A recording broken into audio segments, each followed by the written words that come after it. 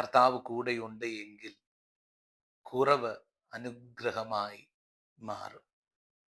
കാനാവിൽ വിവാഹത്തിന് വീഞ്ഞു തീർന്നു പോയി.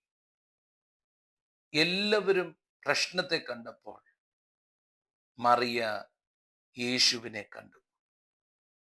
സ്തോത്രം. കർത്താവ് അവിടെ വന്നു പച്ചവെള്ളം വീഞ്ഞാക്കി. കർത്താവ് ചെയ്ത ആദ്യത്തെ അത്ഭുതമായിരുന്നു.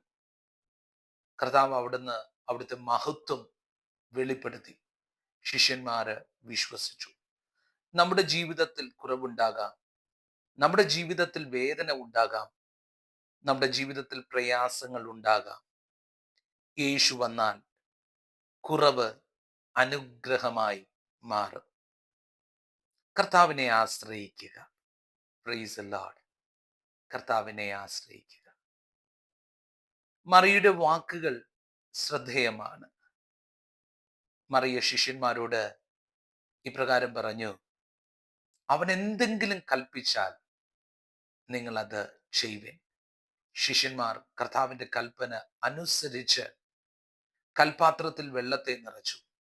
അത് മേൽത്തരമായ വീഞ്ഞായി മാറി.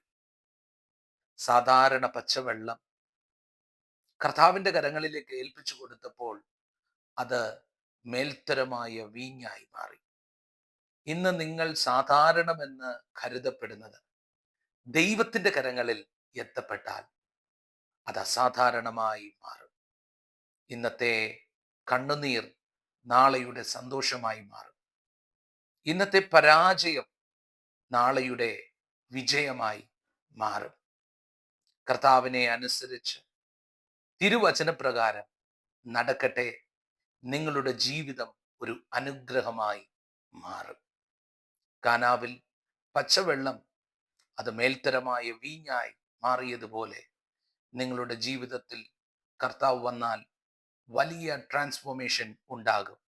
ദൈവം നിങ്ങളെ ധാരാളമായി അനുഗ്രഹിക്കട്ടെ. ഈ സന്ദേശം നിങ്ങൾക്ക് ഒരു അനുഗ്രഹമായി തീരട്ടെ. God bless you.